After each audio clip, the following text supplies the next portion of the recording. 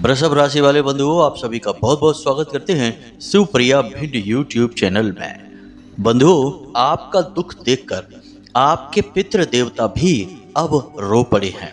जी हाँ बंधुओं, इसीलिए उन्होंने आपके लिए भेजा है एक बहुत ही बड़ा शुभ संदेश। अब आपकी यह जिम्मेदारी है कि आप इस शुभ संदेश को देखें और आपके पितृ देवता आपसे क्या कहना चाहते हैं, इस बात को जल्द से जल्द समझ लें। एक बात तो निश्चित है कि आपके पितृ देवता अब आपके जीवन में कुछ बड़े बदलाव लाना चाहते हैं। आपके जीवन में चल रहे कष्ट, परेशानियां और तमाम मुश्किलों का अब अंत करना चाहते हैं। तो ऐसे में जब वे आपको कुछ कहना चाहते हैं, कुछ संदेश दे रहे हैं, तो आपका यह धर्म है, आपकी जिम्मेदारी है कि आप इस संदेश को समझें और पितृ आपसे क्या कह रहे हैं, क्या चाह रहे हैं, इन सब बातों को समझ के अपने पितृ देवता का मान बढ़ाएं। यदि आप यह कार्य कर पाने में सफल रहते हैं तो निश्चित तौर पर हम आपको गारंटी से कहते हैं कि आप माला माल हो जाएंगे। जो भी आप चाहते हैं वह सब कुछ आपको मिलने लगेगा। सबसे पहली बात कि आपके जीवन में जो भी कष्ट और परेशानियां चल रही हैं, चाहे रुपए पैसे की तंगी हो, काम धंधा व्यापार सब डूब चुका हो, एक एक पैसे के लिए आप परेशान ही क्यों ना हो, और कर्जा ही आपके सिर पर चाहे कितना ही क्यों ना बड़ा हो, सब कुछ समाप्त हो जाएगा। और इन सब से बढ़कर आपके जीवन में जिन चीजों की कमी है, जिनके लिए आप अब तक तड़प रहे हो, वे सारी चीजें आपको एक एक करके मिलनी शुरू हो जाएंगी। और यह सब कुछ होगा आपके अपने पितृ देवताओं की कृपा से, उनके आशीर्वाद से। यह ज्योतिष कार्यक्रम कोई साधारण कार्यक्रम नहीं है। यह कार्यक्रम इतना शक्तिशाली है कि इसे यदि आपने अच्छी तरह से समझ लिया, इसमें बताई गई बातों को अपने जीवन में उतार लिया, तो आपके जीवन में एक बड़ी क्रांति आ जाएगी। यानी कि आपके जीवन की परिस्थितियां कुछ ही दिनों में पूरी तरह से बदल जाएगी और आपका जीवन जैसा आप चाहते हैं वैसा चलने लगेगा। और यह सब कुछ होगा आपके अपने पितृ देवताओं की कृपा से, उनके आशीर्वाद से। हमारी देसी भाषा में एक कहावत है, सकल पदार्थ हैं जग माही, कर्महीन नर पावत नाही। इसका मतलब यह है कि इस संसार में सब कुछ मौजूद है। सुख संपत्ति, धन वैभव, रिश्ते नाते, प्यार मोहब्बत, ईश्वर की कृपा आशीर्वाद, सब कुछ मौजूद है। लेकिन जो कर्महीन होते हैं उन्हें कुछ भी हासिल नहीं हो पाता है। तो अब सवाल यह उठता है कि ये कर्महीन लोग कौन से होते हैं। कर्महीन से मतलब यहाँ पर ऐसे लोगों से कहा गया है कि जो जड़ बुद्धि के होते हैं, यानी कि वे जिस बात पर अड़ जाएं उसे ही सच मानने लगते हैं। फिर दुनिया में उन्हें कोई भी बात समझ में नहीं आती है, ना ही कोई उन्हें समझा सकता है। कहने का मतलब यह है कि ऐसे अज्ञानी और अड़ियल लोग जो अपनी बात को ही सच मानते हैं, बाकी दुनिया में सब कुछ उनके लिए झूठ है। तो जब वे लोग यह मान बैठते हैं कि इस दुनिया में तो कष्ट ही कष्ट हैं, यहाँ तो जन्म ही दुख पाने के लिए होता है, यहाँ कोई इंसान सुखी नहीं है, तो बस इसी धारणा को पकड़कर जब वे जीवन में आगे बढ़ते हैं तो फिर कोई उन्हें कितना ही समझाता रहे कि जीवन में सुख कैसे प्राप्त किया जाता है, कामयाबी कैसे मिलती है, उन्हें कुछ भी समझ में नहीं आता है। और कामयाब लोगों को जब वो देखते हैं तो फिर कहने लगते हैं कि यह तो सब भाग्य का खेल है, किस्मत से उन्हें ऐसा मिल गया है, सबको नहीं मिलता है। यानी कि ऐसे लोगों को हम कर्महीन कह सकते हैं, जो कभी जीवन में कुछ भी हासिल नहीं कर सकते, हमेशा दुखी रहते हैं, तड़पते रहते हैं और भगवान के द्वारा दी गई इस संसार की किसी भी संपदा को भोग नहीं पाते हैं। इसी से मिलती जुलती बात हमारे शास्त्रों में भी कही गई है कि अज्ञः सुखमाराध्यः सुखतरमा राध्यते विशेषज्ञः ज्ञान लव दुर्विदग्धम ब्रह्मापि तम नरम नरचयति। इसका मतलब यह होता है कि किसी मूर्ख को समझाया जा सकता है बहुत ही आसानी के साथ, किसी विद्वान को और भी सरलता से समझाया जा सकता है, लेकिन किसी अल्पज्ञ को, जिसे मिथ्या ज्ञान का अभिमान हो जाता है, उसे तो स्वयं ब्रह्मा जी भी नहीं समझा सकते हैं। अब ये सारी बातें हम आपको इस समय क्यों बता रहे हैं, इसका बहुत बड़ा कारण है।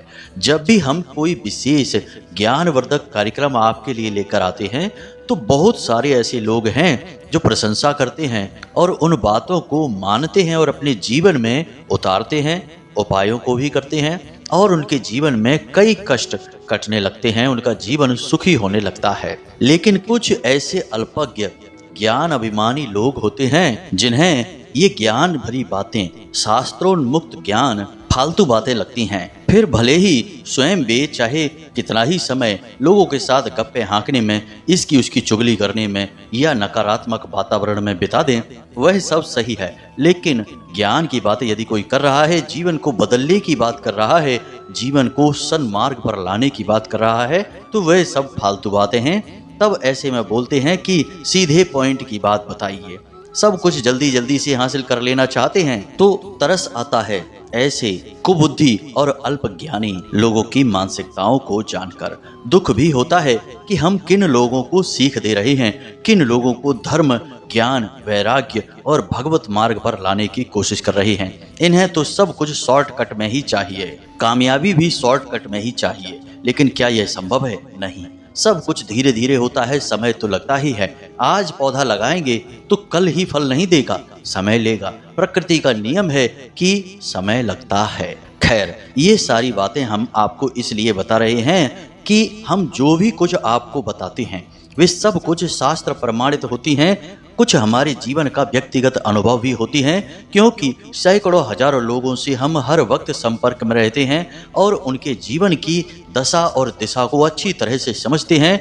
और इसी प्रकार हम आपके जीवन को भी समझते हैं और आपके जीवन में चल रही परेशानियों को दूर करने की हर तरफ से कोशिश करते हैं। केवल उपाय या रास्ता दिखा देने से ही जीवन में सरलता नहीं आ जाती। कभी कभी इंसान की स्वयं की मानसिकता की या गलत विचारधारा की वजह से भी इंसान परेशान होता है। जी हाँ बंधु, तो हर बात को हम गहराई से इसीलिए समझाते हैं ताकि ना केवल आप जीवन में कुछ अच्छा हासिल कर सकें, बल्कि आपका चहुमुखी आध्यात्मिक विकास भी हो सके। तो इतनी सारी बातें हमने केवल आपको इसलिए बताई कि आप हमारी भावनाओं को समझें। हम यहाँ पर पैसे कमाने के लिए नहीं बैठे हैं, उसके लिए तो और भी बहुत सारे मार्ग हैं, बहुत सारे तरीके हैं। यह सब कुछ तो हम केवल इसलिए कर रहे हैं कि माता रानी की कृपा और उनके आदेश से आप सभी लोग हमारे संपर्क में आ चुके हैं।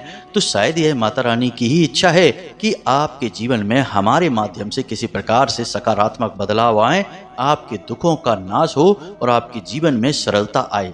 ना केवल आपको सुख प्राप्त हो, बल्कि आपको आध्यात्मिक उन्नति भी हासिल हो, आपका मन भगवान की भक्ति में लगे, जीवन में आपके ज्ञान और वैराग्य की उत्पत्ति भी हो। तो चलिए आज के मुख्य विषय को शुरू करते हैं और आपको बताते हैं पितृ देवताओं के द्वारा भेजा गया आपके लिए वह बड़ा संदेश जो आपके जीवन में क्रांतिकारी बदलाव लेकर आने वाला है। साथ ही साथ जब आप अपने पितृ देवता के इस संदेश को समझ लेंगे और जान लेंगे तो फिर आपको कौन से भी जरूरी बदलाव हैं अपने जीवन में जो लेकर आने हैं, ताकि पितृ देवता हमेशा आपसे प्रसन्न रहें और आपको आशीर्वाद देते रहें। कार्यक्रम बहुत ही ज्ञानवर्धक है और आपके जीवन में निश्चित क्रांतिकारी बदलाव लेकर आएगा। बस इसे आपको अंत तक देखना है, यही हमारा आपसे निवेदन है। तभी हमारी मेहनत भी सफल होगी और माता रानी के प्रति हमारी भक्ति भी कामयाब रहेगी। चलिए बंधु, आज के इस कार्यक्रम की शुरुआत करें, लेकिन इससे पहले हम चाहेंगे कि माता रानी को आभार आप जरूर व्यक्त करें। हम यहाँ से विचारों से आभार व्यक्त करते हैं, आप वहां से लिख कर करिए। कमेंट बॉक्स में लिखिए जय माँ भद्रकाली कृपा करो। एक बार नहीं 3 बार लिखना। माता रानी आपके ऊपर पूरी कृपा, पूरा आशीर्वाद बनाकर रखेंगी। इसी के साथ साथ बंधु, हम चाहेंगे कि यदि आप इस चैनल कार्यक्रम पर पहली बार आए हैं तो आप इस चैनल को सब्सक्राइब अवश्य कर लें। बगल में जो सब्सक्राइब का बटन है उसे अभी दबा दें। ऐसा करते ही आप न केवल हमारे बल्कि माता रानी के दिव्य परिवार के सदस्य भी बन जाएंगे और सीधे धाम से भी जुड़ जाएंगे। फिर माता रानी की सीधी कृपा आप तक अपने आप पहुंचने लगेगी। जो भी छोटे बड़े अनुष्ठान पूजा पाठ हम यहाँ करवाते रहते हैं, उन सब का कहीं ना कहीं थोड़ा बहुत पुण्य फल प्रतिफल आपको प्राप्त होता रहेगा। तो चलिए बंधुओं, इस सुनहरे अवसर को ना गवाइए, जल्दी से चैनल को सब्सक्राइब करिए, फिर आगे बढ़ते हैं। तो बंधुओं, अब ध्यान से सुनो, पितरों ने आपके लिए कौन सा बड़ा संदेश भेजा है, यह जानने से पहले आपको यह जानना आवश्यक है कि पितृ आपसे संपर्क किस प्रकार से करते हैं। तो गरुड़ पुराण के अनुसार पितरों के संपर्क करने के 3 मुख्य माध्यम होते हैं, जिनमें स्वप्न सबसे बड़ा माध्यम है। यानी कि पितृ आपको कुछ भी संदेश देना चाहेंगे, कुछ भी बताना चाहेंगे, तो वे सबसे पहले आपको सपने में आकर किसी प्रकार का संकेत देंगे। अब चाहे वह आपके जीवन के बारे में कोई अच्छी घटना है या बुरी घटना है। यदि आपके पितृ देवता सहाय हैं तो वे आपको कुछ भी बुरा जीवन में होने से पहले उसके संकेत सपने के माध्यम से अवश्य दे देंगे। हमारे एक जानने वाले हैं, उन्होंने हमें एक बार बताया कि उनकी धर्म पत्नी बहुत अधिक बीमार चल रही थी, स्थिति बहुत ज्यादा गंभीर हो चुकी थी और इलाज में भी बहुत अधिक पैसा खर्च हो चुका था।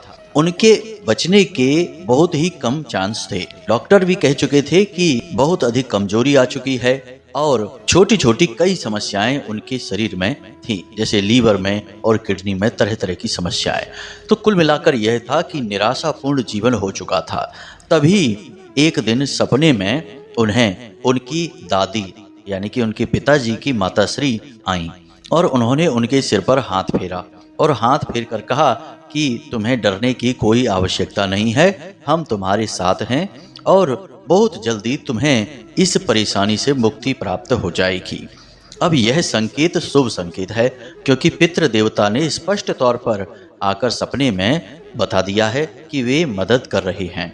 अब चमत्कारी ढंग से कुछ ही दिनों में उनकी पत्नी की सेहत सामान्य इलाज से ही ठीक होनी शुरू हो गई और आज समय यह है कि वे पूर्ण रूप से स्वस्थ हैं। साथ ही साथ उनके इलाज और बीमारी में जो भी खर्चा हुआ, जितना भी पैसा उनका गया, वह भी उन्हें कई गुना बनकर उनके व्यापार के माध्यम से, फायदे के माध्यम से वापस प्राप्त हो गया।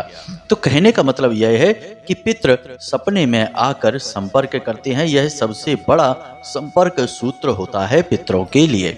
अब दूसरा संपर्क सूत्र क्या है, जरा इसे भी ध्यान से समझिए। तो अब ऐसा होगा कि अचानक से आपके घर के बड़े बुजुर्ग कुछ न कुछ आपके विषय में बोल उठेंगे, जैसे कि आपके जीवन के बारे में कोई भविष्यवाणी कर बैठेंगे, या अच्छी या फिर बुरी, इससे कोई फर्क नहीं पड़ता है, लेकिन कुछ न कुछ भविष्यवाणी अवश्य करेंगे। ज्यादातर मामलों में यह देखा गया है कि जब शुभ संकेत प्राप्त होते हैं तभी पितृ आपसे संपर्क करके आपको कुछ भविष्य की झलकियां दिखाना चाहते हैं, कुछ बातें बताना चाहते हैं और थोड़ा सतर्क करना चाहते हैं। तो ऐसा होगा कि आपके घर के बड़े बुजुर्ग अचानक आपसे कुछ ऐसी अजीब बात कह देंगे जिसे सुनकर आप भी चौंक उठेंगे कि इन्होंने ऐसा कहा तो आखिर क्यों कहा, जबकि विषय वह नहीं था। जी हाँ बंधुओं, जैसे ध्यान से सुनिए कि मान लो कि आप लोग साथ में बैठे हुए हैं और आपकी चर्चा चल रही है, तभी घर के सबसे बुजुर्ग व्यक्ति, चाहे पुरुष हो या महिला हो, कोई फर्क नहीं पड़ता है, अचानक से वे कुछ आपके बारे में बोलेंगे, जैसे कि तुम जो दुकान खोलने जा रहे हो वह बहुत अच्छी चलेगी, या फिर ऐसा कह सकते हैं कि तुम जिस यात्रा पर जा रहे हो उस यात्रा पर मत जाओ, कुछ अच्छा नहीं लग रहा है। यानी कि कुछ पूर्वाभास जैसी बातें वो आपसे कहेंगे। आपको सुनकर थोड़ा सा आश्चर्य हो जाएगा कि आखिर इतना दृढ़ विश्वास के साथ ये क्यों कह रहे हैं। तो यह भी असल में पितरों का एक संपर्क सूत्र है। घर के बड़े बुजुर्गों के मुख से वे ऐसे शब्द निकलवाते हैं जो भविष्य के लिए संदेश होते हैं। और तीसरा संपर्क सूत्र, यह संपर्क सूत्र कुछ कुछ नींद में मिले संकेतों जैसा ही होता है। यानी कि कभी आप पूजा पाठ में या ध्यान में या फिर योग में बैठे हुए हैं और अचानक से आपको कुछ ऐसा एहसास होता है कि जैसे कोई आपसे कुछ कह रहा है। अब हो सकता है कि कोई दिखाई दे या फिर ना दिखाई दे, केवल आवाज ही सुनाई दे, लेकिन वह आपके जीवन के विषय में कुछ बात कह रहा होगा। यह भी संपर्क सूत्र है। इस तरह भी पितर आपसे संपर्क करते हैं। अब आने वाले 3 से 5 दिनों में आपके जीवन में इनमें से कोई ना कोई एक घटना अवश्य घटेगी। यानी कि इनमें से किसी न किसी संपर्क सूत्र के माध्यम से आपके पितृ आपसे संपर्क करेंगे और आपके जीवन के बारे में आपको कुछ विशेष और महत्वपूर्ण बात बताएंगे। इसी के साथ साथ आपके पितृ आपसे प्रसन्न हैं, इस बात के कुछ संकेत पितृ देवता देते हैं। अब पितृ देवता सीधे तौर पर तो आपके सामने प्रकट नहीं हो जाएंगे, क्योंकि अब वे इस भौतिक संसार से दूर जा चुके हैं, ऊर्जा स्वरूप बन चुके हैं, वायु तत्व प्रधान हो चुके हैं। तो वे आपसे प्रसन्न होने के कई संकेत कैसे देंगे, इन्हें भी ध्यान से समझिए। यानी कि कोई पक्षी, तितली आपके घर में उड़कर अचानक आएगा और कुछ समय तक वह आपके घर में रुककर फिर वापस चला जाएगा। यह शुभ संकेत है। आपके घर में कोई पक्षी घोंसला भी बना सकता है, या फिर बिल्ली आपके घर में बच्चे दे सकती है, या फिर आपके घर की छत पर कई पक्षी इकट्ठे होंगे, कौवा भी इकट्ठा हो सकते हैं। अब ये संकेत जीवों के माध्यम से दिए जा रहे हैं। कुछ संकेत आपके जीवन से जुड़े होंगे, यानी कि आपके कार्यों में आ रही बाधाएं अचानक से दूर होने लगेंगी। जो लोग आपसे नफरत करते हैं, आपसे शत्रुता मानकर बैठते हैं, आपके लिए हानि पहुंचाने का कोई अवसर नहीं छोड़ते हैं, ऐसे लोग भी आपके मार्ग से या तो हट जाएंगे या फिर अचानक आपके मददगार बन जाएंगे। आपकी परेशानियों का दौर धीरे धीरे समाप्त होने लगेगा। और सबसे बड़ा संकेत कि आपके घर के जो बच्चे हैं वे आज्ञाकारी होने लगेंगे, शुद्ध मार्ग पर चलने लगेंगे। तो इन संकेतों से आप पहचान सकते हैं कि आपके पितृ देवता आपसे प्रसन्न हैं और आपसे संपर्क करने की कोशिश कर रहे हैं। अब अगले 3 से 5 दिनों में आपके पितृ देवता आपसे संपर्क करेंगे। हमने आपको संपर्क माध्यम बता दिए हैं। पुराणों के अनुसार इसी प्रकार पितृ देवता संपर्क करते हैं। अब ध्यान से सुनिए कि जब पितृ देवता आपसे संपर्क करेंगे तो वे आपको क्या संदेश देना चाहते हैं। याद रखिए बंधु कि कोई भी दिव्य शक्ति यूं ही बिना मतलब में किसी से ना तो कोई संपर्क करती है और ना ही उसे इसकी कोई आवश्यकता है।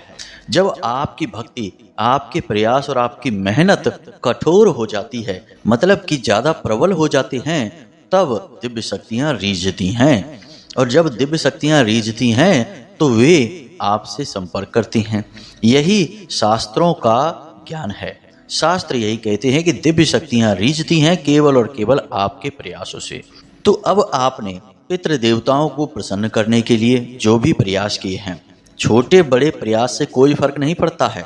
एक बात यहाँ पर हम और आपको बता दें कि यदि आप स्नान करते समय मात्र अपनी अंजुरी में थोड़ा सा जल भरकर पितरों के नाम से तर्पण दे देते हैं, उससे भी पितृ देवता प्रसन्न हो जाएंगे। या सूर्य देवता को अर्घ देते समय भी पितृ देवताओं के लिए मन में ख्याल लेकर आते हैं, तो इससे भी प्रसन्न हो जाएंगे। देवी शक्तियों के आगे प्रयास आप किस प्रकार कर रहे हैं यह महत्व रखता है। क्या प्रयास कर रहे हैं इससे कोई फर्क नहीं पड़ता है।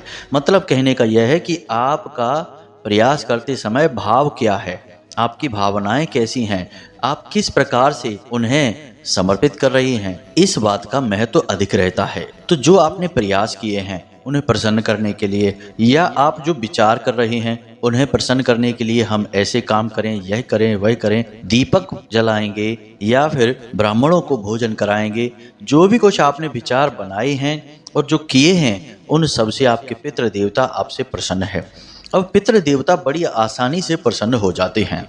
इसका कारण यह है कि उनका भावनात्मक लगाव आपसे दूर नहीं होता। जब तक कि उन्हें पुनर्जन्म प्राप्त ना हो जाए या फिर दिव्य धाम में प्रवेश ना प्राप्त हो जाए, तब तक वे आपके ही बनकर रहते हैं, आपसे भावनात्मक तौर पर जुड़े रहते हैं। तो ऐसे में आप जरा भी प्रयास यदि करें तो वे आपसे रीझ जाएंगे, प्रसन्न हो जाएंगे। अब जब वे आपसे प्रसन्न होंगे तो सीधी सी बात है कि आपके पुरखे पूर्वज हैं, आपसे प्रसन्न होंगे तो आपको क्या आशीर्वाद देंगे। आप जीवन में तरक्की करें, आगे बढ़ें और जो भी कार्य करें धर्म को साथ में लेकर चलें। जी हाँ बंधु, जीवन में सफलता पाने के कई रास्ते होते हैं। कुछ लोग धार्मिक रास्ते से आगे बढ़ते हैं और किसी को हानि नहीं पहुंचाते। उनकी चाल थोड़ी धीमी अवश्य होती है, लेकिन उनके कार्यों में बहुत बल होता है। उनका पौरुष बहुत शक्तिशाली होता है और उनके कर्म की शक्ति से पुण्य इकट्ठा होता रहता है। लेकिन कुछ लोग शॉर्टकट में चलते हैं, सरल मार्ग अपनाते हैं, दूसरों का शोषण करने लगते हैं और उससे भी पैसा कमा लेते हैं। जीवन में अमीरी आ जाती है, शांति सुकून नहीं आ पाता है, क्योंकि उनका पौरुष, उनका कर्म बल कमजोर होता है, जो कि उनके दुर्भाग्य का निर्माण करता है। आज नहीं तो कल उन्हें कष्ट प्राप्त होंगे ही। हाल हाल में तो ऐसा लगेगा कि हाँ भैया पैसा खूब आ गया है, अब तो मजे ही मजे, आनंद ही आनंद है। लेकिन इस प्रकार कमाया गया पैसा पितरों को रास नहीं आता। पितृ श्राप देने लगते हैं, दुखी होने लगते हैं। तो अब आपके जीवन में तरक्की का समय आ रहा है। कई ऐसे विशेष योग हैं जो आपके जीवन में बनने वाले हैं। इन्हें पितृ देवता की कृपा या आशीर्वाद से बनने वाले योग ही कहेंगे, जो आपके जीवन में बदलाव लाने वाले हैं। अब पितृ देवता का आपके लिए मुख्य संदेश क्या है, इसे आप जरा ध्यान से सुनिए। सबसे पहला संदेश पितृ देवता आपको यह दे रहे हैं कि जीवन में चाहे जैसी भी स्थिति में रहो, कुछ भी करो, परंतु धर्म का मार्ग बिल्कुल न छोड़ो, सत्य का मार्ग बिल्कुल मत छोड़ना, कभी किसी को पीड़ा मत पहुंचाना। किसी को भी पीड़ा पहुंचाकर आप सुखी नहीं हो सकते हो। कुछ समय के लिए क्षणिक सुख तो आपको प्राप्त हो सकता है, परंतु आगे चल के भयंकर पीड़ा आपका इंतजार कर रही है। तो ऐसे सुख की ओर ना भागें, हमेशा सत्यता के मार्ग पर चलकर ही कामयाबी हासिल करने की कोशिश करें। दूसरा संदेश पितृ देवताओं का यह है कि कर्म की शक्ति को पहचानें। जी हाँ बंधुओं, हमेशा यही ना सोचते रहें कि जीवन में बहुत परेशानी है, बहुत कष्ट है, बहुत कर्जा है, व्यापार नहीं चल रहा है, पैसे आ ही नहीं रहे हैं। आप तो बस कर्म करते रहिए, व्यापार चले या ना चले, समय से अपनी दुकान खोलिए, समय से उसे बंद करिए, अपनी नौकरी पर समय से जाइए, पूरी मेहनत और ईमानदारी से कार्य करिए।